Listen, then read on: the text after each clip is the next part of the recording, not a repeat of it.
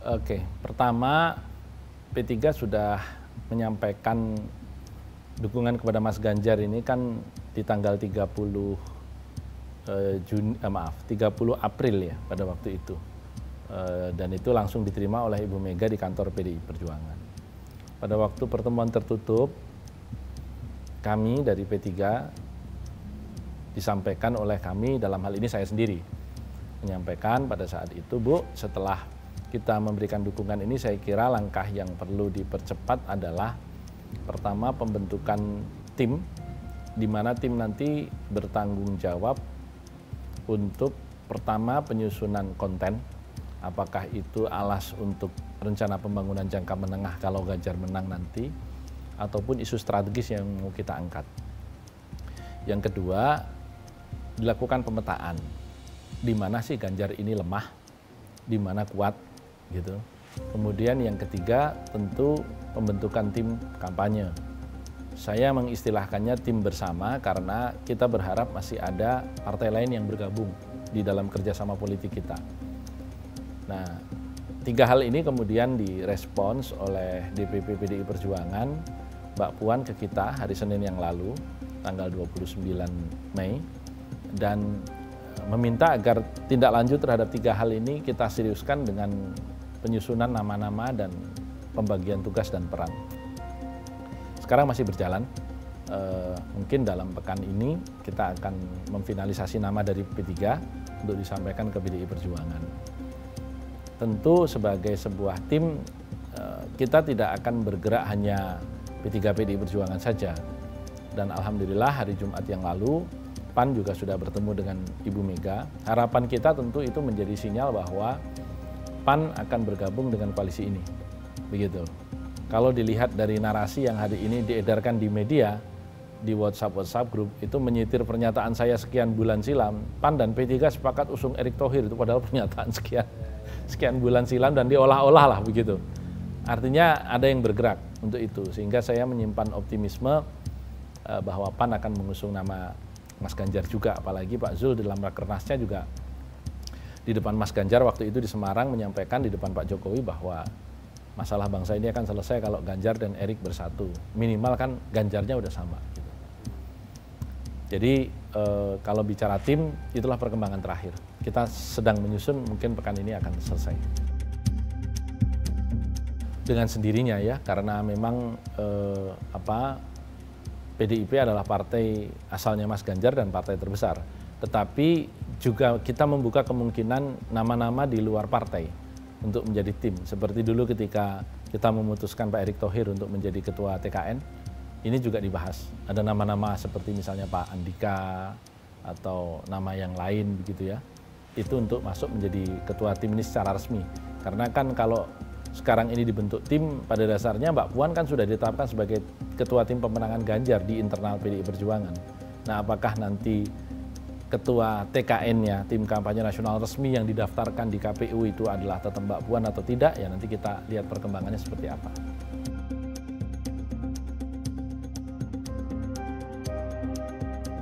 Pemilih itu di Indonesia terbagi secara rigid 62% di Jawa, 17% di Sumatera, berarti angkanya itu 79% itu Jawa dan Sumatera, 21% itu the rest of Indonesia. Jadi pada dasarnya Jawa adalah kunci. Sekarang Mas Ganjar itu dari semua survei yang dipublikasikan sudah insya Allah unggul di Jawa Tengah dan Jawa Timur, kemudian seimbang di DKI Jakarta, tetapi masih PR untuk Banten dan Jawa Barat. Jadi memang di titik ini kita berfokus dan P3 memiliki keunggulan di Jawa Barat dan Banten. Makanya kemudian peran kita menjadi sangat penting di sini. Di samping memang untuk beberapa daerah Jawa Timur, kantong seperti Tapal Kuda dan Madura, itu juga masih lemah. Dan P3 juga sekali lagi kuat di situ. Karena itu memang tugas kita untuk mensosialisasikan Mas Ganjar ini minimal di tahap awal ini ke level pimpinan partai di tingkat wilayah dan cabang dulu. Mengapa kita mendukung dan alasan-alasan di balik itu serta perjanjian kita apa gitu. Supaya rekan-rekan di bawah itu kan bukan hanya sekedar menerima instruksi, tapi juga menerimanya dengan alasan yang cukup gitu. Yang kedua tentu kita berbicara daerah-daerah selain Indonesia Timur, karena praktis Mas Ganjar ini kan mewarisi dukungan suara Pak Jokowi, sesama kader PDI Perjuangan, sesama orang Jawa Tengah begitu, dan sesama mantan kepala daerah begitu. Jadi praktis profilnya tuh mirip-mirip gitu. Jadi memang Pak Jokowi kan unggul di Indonesia Timur. Jadi kita meyakini bahwa untuk Indonesia Timur juga relatif dalam tanda petik terkondisi. Ada beberapa kantong yang memang seperti Sulawesi Selatan misalnya, itu yang Pak JK sendiri sudah memiliki tokoh lain untuk diusung, yaitu Mas Anies, dan Pak JK juga tokoh Sulawesi Selatan. Tentu ini PR tersendiri, kita harus gerilya melalui pinggiran untuk masuk ke wilayah-wilayah tersebut gitu. Tetapi PR secara nasionalnya adalah meningkatkan popularitas Mas Ganjar. Karena Mas Ganjar itu popularitasnya belum mentok. Saya belum cek angka-angka terakhir dari publikasi 1-2 hari terakhir kemarin, tetapi sampai dengan beberapa waktu yang lalu kan angkanya belum mencapai 90%. Gitu. Artinya peluang Mas Ganjar untuk naik elektabilitasnya itu masih besar karena popularitasnya belum mentok. Gitu. Jadi kalau kita mau electable itu kan harus populer dulu. Nah, popularitasnya belum mentok. Sementara Pak Prabowo hari ini dengan angka yang dimiliki itu popularitasnya udah mentok. Ibaratnya sudah nggak ada lagi orang Indonesia yang nggak tahu nama Prabowo. Tapi untuk Ganjar masih banyak orang Indonesia yang belum tahu nama Ganjar Pranowo gitu. Gitu. Itu yang kita itu yang menjadi PR. Nah, tentu PR ini cara mengatasi yang paling singkat ya muncul sebanyak mungkin di semua media, baik media konvensional maupun media sosial. Dan ini terus dilakukan oleh tim.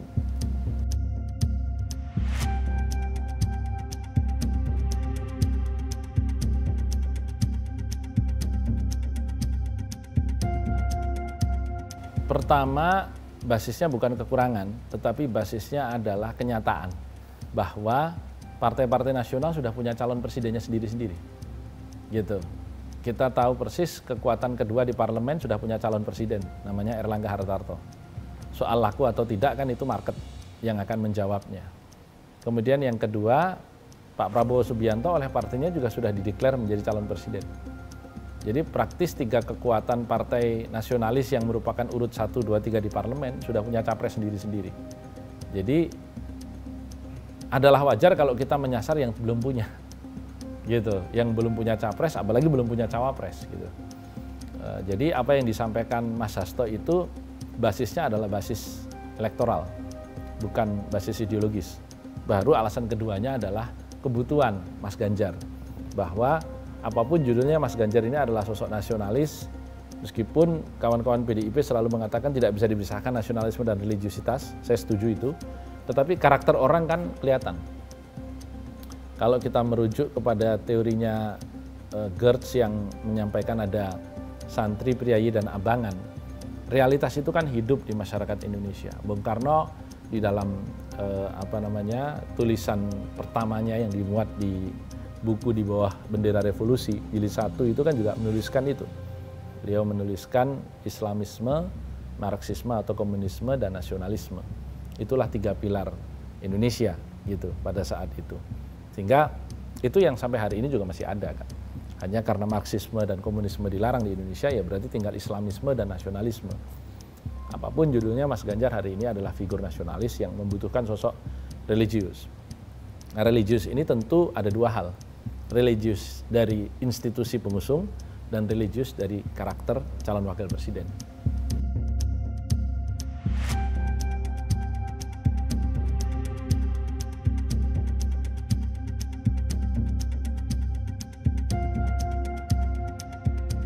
Sosok 2 yang disebut itu lebih muncul karena pertimbangan elektoral. Karena kan seperti yang sudah saya sebutkan dalam berbagai kesempatan, kriteria calon wakil presiden Mas Ganjar di mata P3 itu 4 sehat 5 sempurna kan. Jadi saya katakan di situ pertama itu 4 sehat itu adalah sosok Islam moderat. Ya. Dan ini terwakili ke dalam 2 karakter dalam karakter 2 orang tadi, baik Pak Erik maupun Mas Ganjar gitu. Maaf, Pak Erik maupun Pak Sandi. gitu.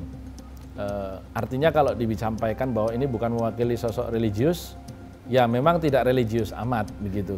Tetapi minimal secara formil bisa membawa itu. Pak Erik adalah anggota Banser dan Ketua Panitia Sahabat NU. Beliau juga Ketua Masyarakat Ekonomi Syariah. Jadi memang wajah religiusitasnya itu paling tidak formilnya ada. Yang kedua Pak Sandi misalnya, beliau dari sisi segmentasi pemilihnya juga terpotret ada. Bahkan cukup kental, terutama karena bekas-bekas Pilkada DKI, di mana sebahagian dari pengusung Anies Sandi itu adalah kalangan aktivis 212.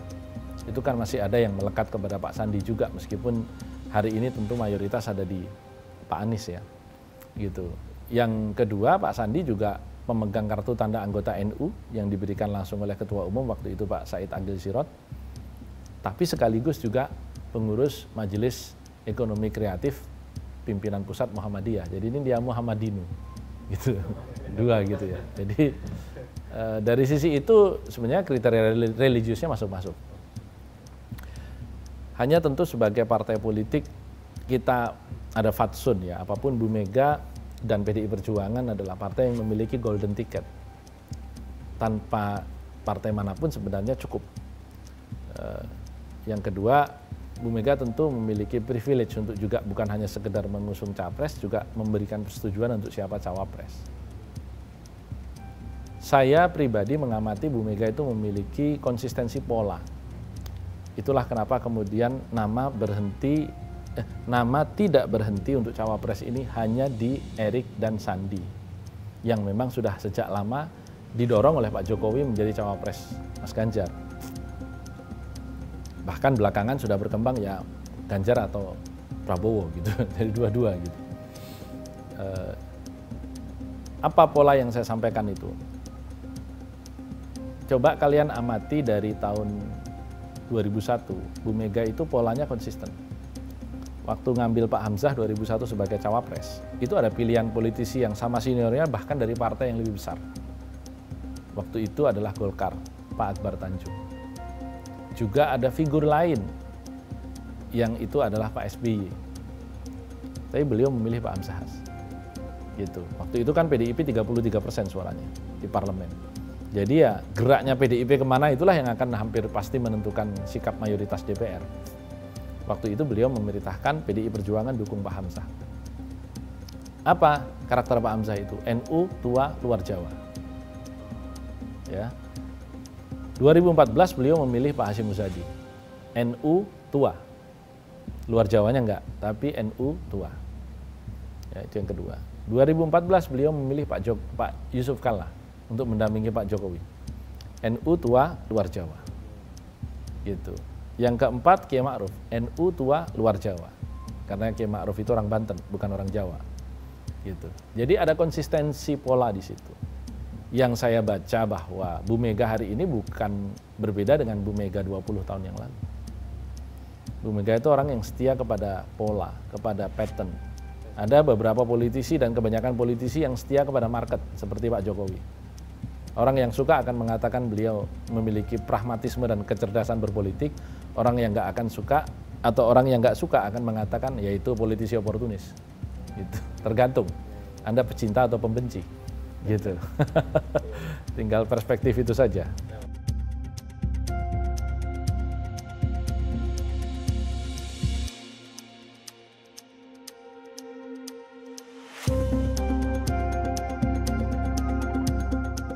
Ya, saya mengambil pelajaran dari tahun 2019 ya. Ketika saya menyampaikan atau bersepakat dengan Pak Mahfud dan kemudian nama itu justru ditolak di detik-detik akhir oleh ketua umum yang lain. Makanya saya meskipun tidak bertemu dengan Pak Nazar dan memang saya tidak berniat menemui Pak Nazar dalam waktu dekat ini ataupun kemarin-kemarin, tapi saya menyebut nama beliau karena itu adalah alternatif yang mungkin. Ya, alternatif yang mungkin. Apakah akan termanifestasi beneran atau tidak? Nanti waktu yang akan menjawab. Hari ini tidak ada yang bisa menebak hati Bu Mega seperti apa. Jangankan orang lain, inner circle-nya saja kalau ditanya juga belum ada yang berani menjawab. Kita stop dulu ya.